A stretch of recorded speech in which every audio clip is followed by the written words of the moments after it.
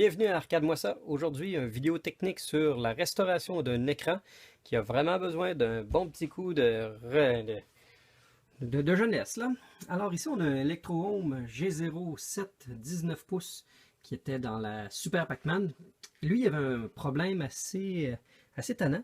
À chaque fois qu'on jouait, l'écran faisait des waves de même. Alors, c'était pas très agréable et ça, majoritairement du temps, ça vient à cause d'un flyback qui est défectueux. Alors ici, ce que j'ai retiré, c'est ce qu'on appelle un châssis d'écran. Alors, ça se glisse en dessous là et tout se connecte après ça sur le derrière de l'écran, comme ça.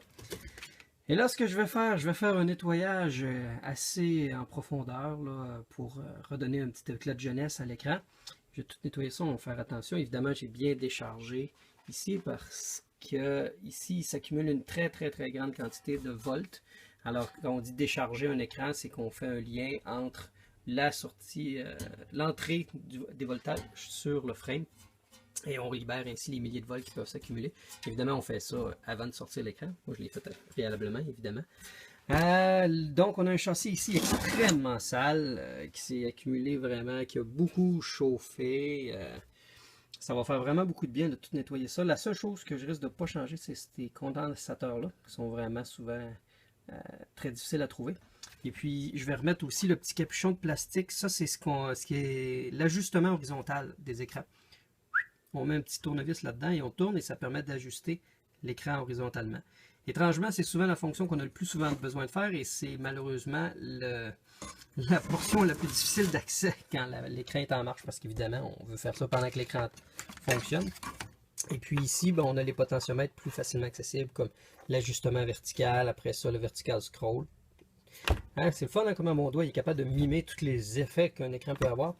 Après ça, on a aussi le vertical, l'horizontal, la hauteur, la fréquence horizontale. Et puis, ici, on a l'ajustement du focus et du brightness sur la sortie directement du flyback. Le flyback, c'est lui, en fait, quand on dit un flyback, c'est quoi? C'est lui qui génère les milliers de volts qui vont passer par la tétine et qui vient se plugger là. Donc, qu'est-ce qu'on va faire exactement? On va prendre ce beau petit sac déjà préparé d'avance de Electro-Home 07 Capacitor. Fait que là-dedans, j'ai tous les condensateurs nécessaires à changer ici, qui va permettre à l'écran de fonctionner encore longtemps. Et j'ai shake it, le nouveau flyback. Donc, il y a des compagnies qui se spécialisent qui font des flybacks de remplacement. Donc, non seulement il est propre, mais il est extrêmement fonctionnel. En tout cas, on le souhaite. Il est juste de changer ça. C'est une job d'environ, je dirais, un bon 2 heures, là, 2 heures et demie, là, tout nettoyer, remonter, enlever les anciennes pièces, remonter et tout. Et puis après ça, on va l'installer pour faire des tests, savoir si tout va bien. Et puis au besoin, on ajustera la convergence de l'écran et on ajustera les couleurs aussi. Parce que sur le petit panneau ici, il y a l'ajustement en vert et en rouge et en bleu. Ici, c'est justement le Red and the Green Bias. Bias, mais B-I-A-S, c'est un terme anglophone. Alors, voilà. Je voulais faire une petite vidéo d'avant pour montrer juste comment il va passer de vraiment super crotté à... Voilà, mon Dieu, combien il peut être propre. À plus. Les choses avancent. Alors, un tube propre, ça ressemble à ça. C'est plus 50 Shades of Grey, mais c'est plus Double Tone of Black and... terracotta. Alors, ça a vraiment fait du bien. J'aimerais dire que les choses avancent au point qu'ils peuvent se terminer, mais malheureusement non. Parce que, bon, déjà une bonne chose de fait, déjà de bien avancer, c'est que j'ai 14 condensateurs de changer ici, sauf lui, parce qu'il est trop dur à trouver. Puis le petit qui est ici. J'ai enlevé l'ancien flyback, qui est quand même une job assez ardue, parce qu'il y a 8 connecteurs à dessouder en dessous. Fait que ça prend une bonne pompe à dessouder. La mienne est manuelle, donc il faut que je me prenne à plusieurs fois sur chaque soudure. C'est fastidieux, mais il faut prendre le temps. La clé du succès, c'est patience, patience et précision. Donc, mais je vais attendre avant de mettre le nouveau, parce que j'ai passé à travers quand même le guide de Electro Home G07 Monitor Video Game Repair. Alors là-dessus, on a quand même un bon document de à peu près 17 pages qui explique toutes les étapes à faire et ne pas faire. Il y en a plusieurs là-dedans que je fais systématiquement, mais je suis toujours intéressé de savoir les petits détails à faire. Comme par exemple, sur le G07, une des recommandations qui peut être suggérée, mais qui n'est pas nécessairement systématique à faire, c'est d'enlever l'ancien condensateur qui est ici et d'aller remplacer l'ancien condensateur qui est là et de mettre lui. En fait, on enlève l'ancien condensateur et à sa place, on met celui qui est là. Et à la place de lui qu'on enlève ici, on met un, si je me rappelle bien, c'est quoi? C'est un 50... c'est un 10 microfarad 50 volts avec la patte positive vers là, parce qu'à l'origine, c'est un condensateur non polarisé qui est là. On est technique là ici, on est technique. Semble-t-il que justement, de faire ça, ça évite divers problèmes de curling horizontal qu'il peut avoir avec le G07.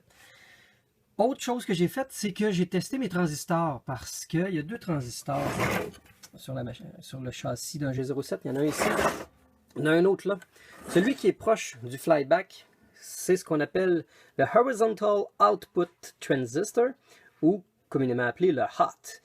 Et mon HOT ici, is not hot anymore. Il est court-circuité. Ça fait que normalement, je serais supposé d'avoir une lecture entre 0.15 et 0.6 ohms. Et là, j'ai genre 0.002.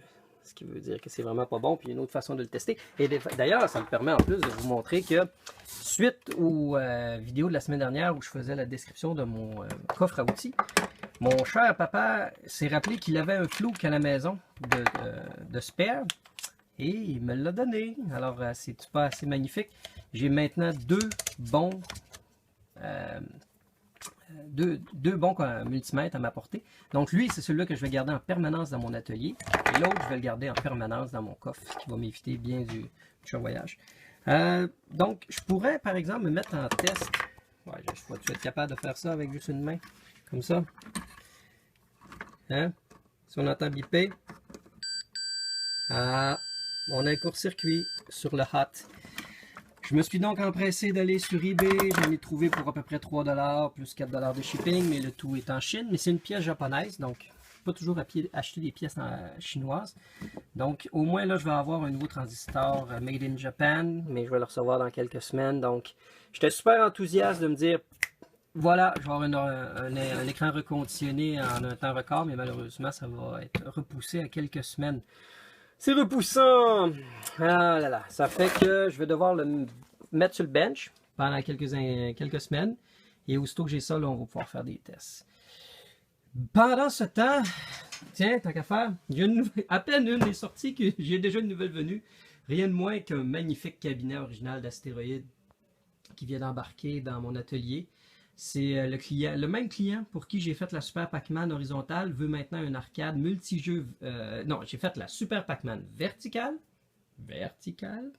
Et celle-là va être des jeux horizontaux.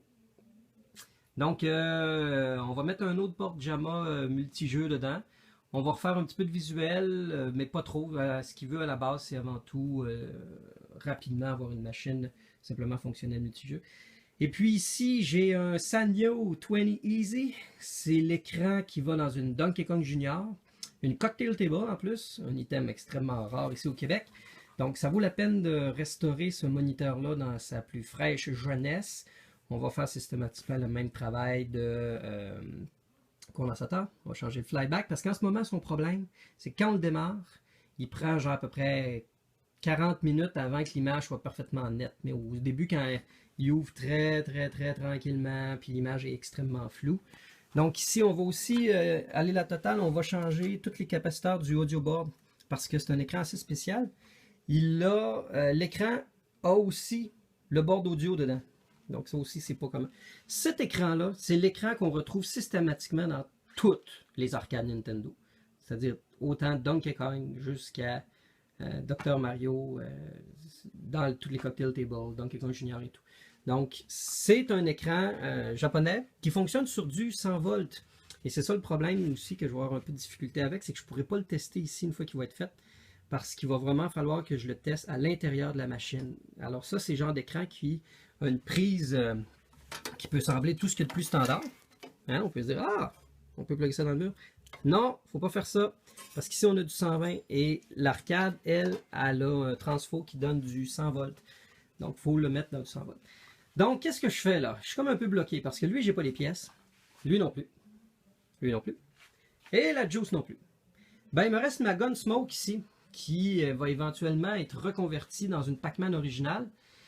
Parce que c'est un cabinet original. Namco. Bali. Et c'est le format parfait pour, en fait, c'est le format original d'un cabinet de Pac-Man.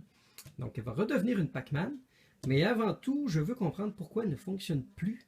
Alors, c'est là-dessus que j'embarque à l'instant parce que ne marche plus du tout. Et il y avait des glitches vidéo sur les sprites qui se déplaçaient. Et si jamais ça se produit, vous avez un jeu avec certains glitches vidéo où ce que les sprites qui sont animés sont comme entrelacés, il y a comme des dédoublements. C'est très fort probable que vous n'avez pas un 5 volts ou un 5.2 volts sur votre power supply, sur votre board. Parce que cette arcade-là avait exactement le même problème. Alors sur le board original de la POW, donc là-dedans, oui, c'est une astéroïde qui a été convertie en POW. Le board avait des problèmes visuels exactement où il y avait des dédoublements d'entrelaçage des sprites.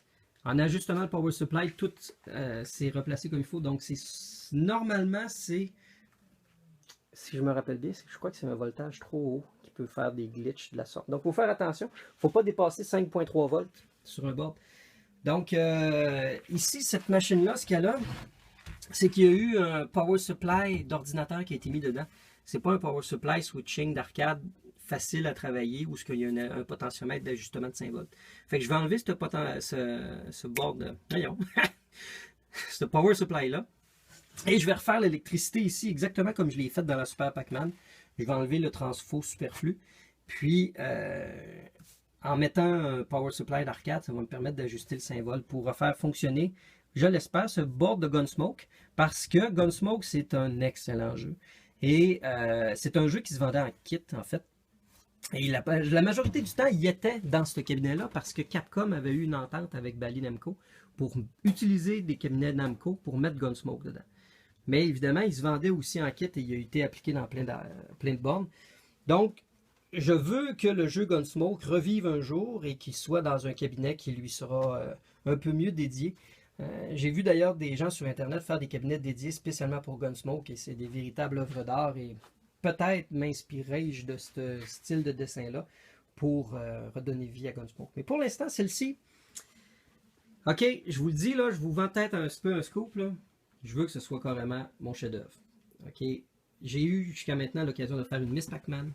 J'ai fait 2 Super Pac-Man. J'ai jamais fait de Pac-Man et j'ai tout ce qu'il faut pour faire une Pac-Man. Je veux que cette machine-là soit encore mieux que lorsqu'elle est sortie de l'usine. Je vais tout refaire. Je vais refaire entre autres la porte arrière qui est un aggloméré qui se défait parce qu'il y a plus d'humidité. Je veux qu'elle soit mint. Je veux que ce soit un chef-d'œuvre, une œuvre d'art. Alors voilà, ça fait que je vais y aller petit à petit. Je vais commencer par réparer l'écran, m'assurer que le board de Gunsmoke fonctionne. Une fois que ça va être fait, on va enlever ça. Et par la suite, ça va être essentiellement un énorme travail d'esthétique. J'ai hâte.